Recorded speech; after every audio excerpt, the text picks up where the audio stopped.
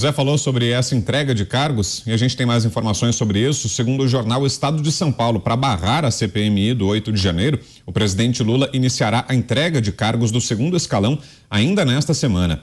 A lista de cadeiras beneficia as siglas do chamado Centrão, como MDB e União Brasil.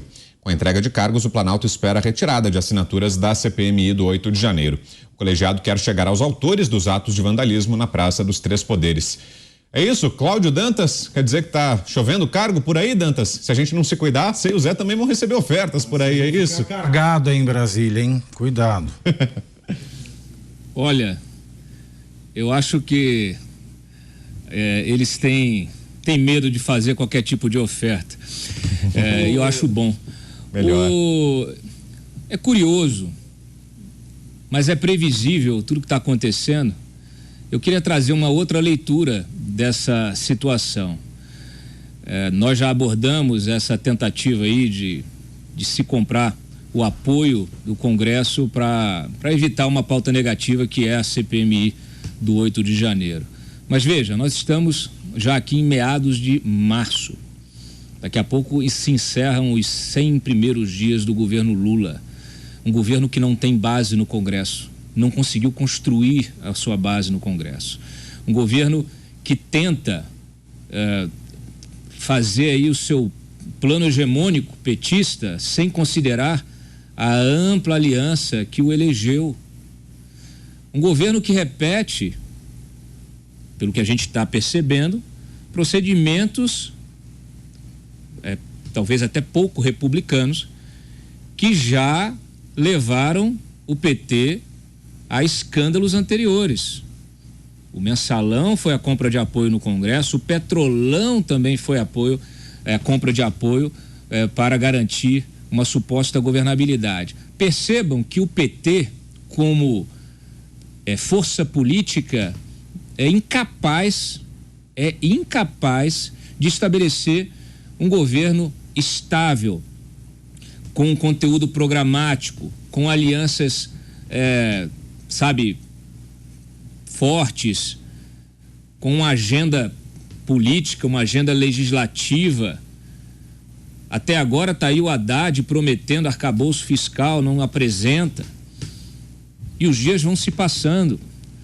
Reforma tributária quer atropelar o Congresso mais uma vez, quer atropelar o Arthur Lira, que já avisou, que já mandou recado dias atrás, na semana passada. Então, nós estamos diante de um governo que tenta repetir com muito mais imperícia, até com uma falta de inteligência, não sei, acho que deteriorou no PT aquelas lideranças que tinham capacidades de articulação e tal. Isso se deteriorou nesse terceiro mandato do Lula. Nós temos um ministro da Casa Civil que não aparece, não mostra que veio. Relações institucionais que não conversa com o Congresso. Hoje mesmo nós tivemos a notícia aí, o próprio Lula reclamando publicamente de ministros que estão apresentando suas ideias sem que elas sejam aprovadas pelo próprio governo. Quer dizer, nem o próprio governo se entende dentro dele mesmo, quanto mais com o outro poder. Então, de fato, nós estamos diante de um desgoverno e todo o resto é consequência. E aí se apela para o pior que há na política, que é o fisiologismo puro e simples, que decorre normalmente em corrupção. E Roberto Mota, será que esse movimento ajuda a entender um pouco desse incômodo que tem o atual governo em relação a qualquer medida que reduza o tamanho da máquina estatal? Afinal de contas, dá para ver que em momentos de apuros como nesse é bem útil, né, ter à disposição cargos e salários para oferecer, né? Será que isso explica tanto incômodo do governo com esse tipo de pauta, Mota? A grande pergunta que o cidadão brasileiro deve estar se fazendo agora, Abrão, né? Para que servem cargos no governo?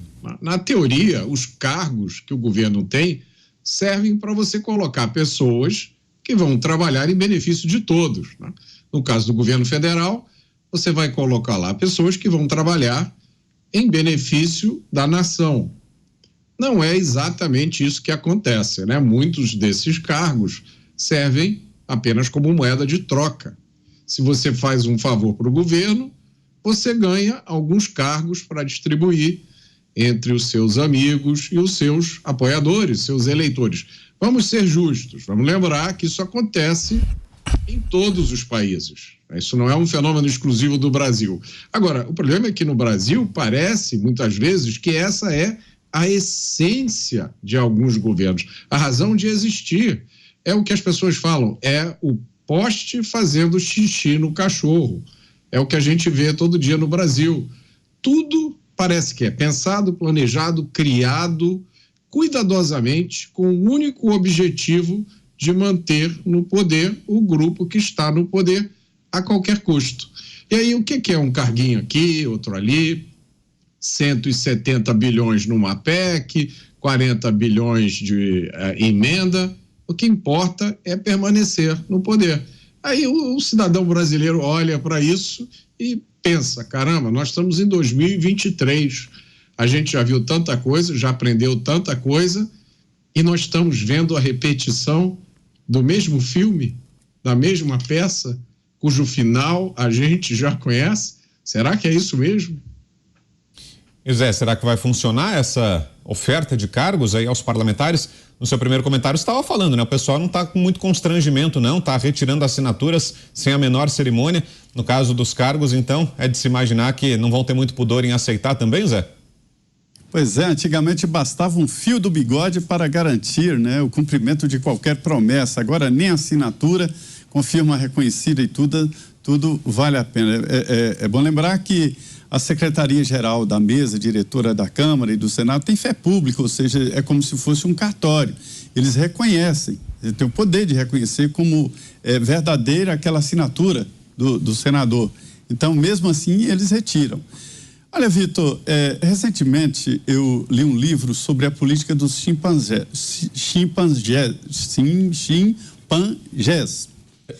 Foi quase, Zé, chimpanzés. Aí nesses chimpanzés, eles têm uma política muito parecida com a dos humanos. É a distribuição de benesses, né? E eles lutam pelo poder de copular, que é o poder, né? De ter mais fêmeas e tal. E tem um líder. E quando o líder cresce, vários outros grupos se formam. E para exatamente enfraquecer os grupos, o líder distribui cargos. Quais são os cargos? Benesses, alimentação, fêmeas e assim por diante. Então, há muita semelhança com a política dos humanos. Agora, não é porque desde o governo Sarney se fazia essa política de distribuição de cargos, loteamento, depois passando por todos os outros. Collor disse que caiu, sofreu impeachment porque não fez essa política e assim por diante, que nós vamos tolerar esse tipo de troca.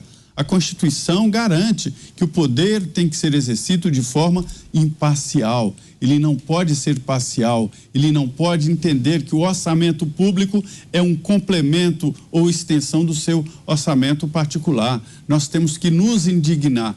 Vitor, quando eu cheguei aqui em Brasília, eu fiz um compromisso interno que eu sigo. Eu não vou perder a minha capacidade de indignação. Não é porque o governo anterior e outro fez isso que eu considero isso normal. Usar cargo público como moeda de troca, como poder de sedução do Congresso Nacional, isso já foi, é e será sempre indecente. Para impedir a instalação de uma CPI, é indecente ao quadrado. Diga, Pavê. Olha, se nem a coisa julgada faz coisa julgada, mais que se dirá da coisa assinada. Não faz nada, faz água, não faz nada. O presidente Lula parece o Silvio Santos nas áureas noites de domingo, quando apresentava o Topa Tudo por dinheiro.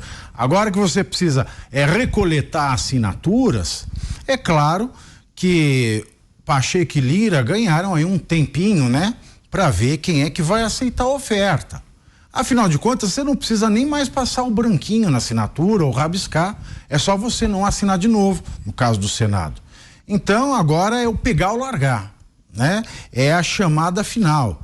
E isso é aviltante porque isso é legal. Isso está dentro da legalidade. O governo tem uma verba discricionária que dá para quem ele quer, quanto ele quer, recebe quem quer. E aí a gente olha o princípio da moralidade que está na Constituição e a gente pensa não, a gente tem certeza, afinal de contas, se a gente consegue juntar Lé com Cré, a gente sabe que moralidade e merda nesse país viraram a mesma coisa. Quando o Partido dos Trabalhadores começa a falar expressamente, entre aspas, olha, esses partidos de direita não estão entregando, a gente só vai liberar mais se eles entregarem. Palavras da Gleisi. Ou mesmo hoje, um parlamentar do PT falou expressamente que essas benesses todas são para você soterrar a CPMI dos 8 de janeiro.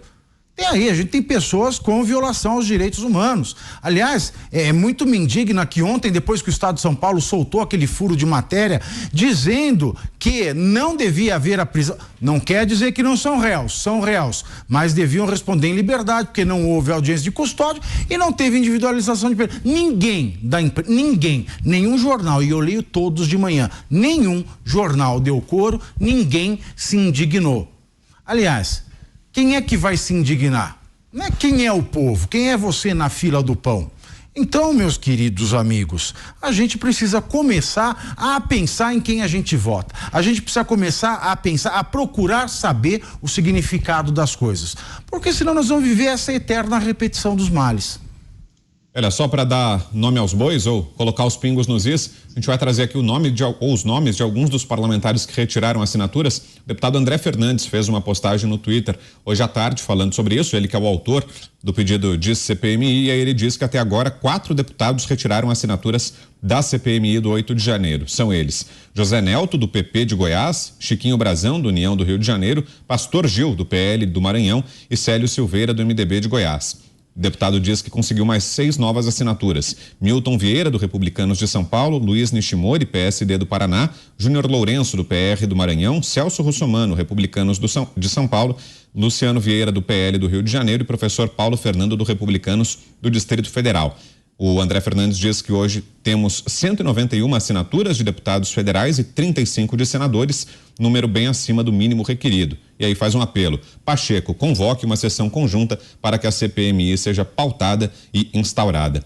E esse é também o tema... Oi, Pavê. José Nelton, Chiquinho, esses 4 aí, eles engoliram o argumento do PT ou cuspiram a ideia da CPI? Devem explicações, né? Vão precisar vir a público, né?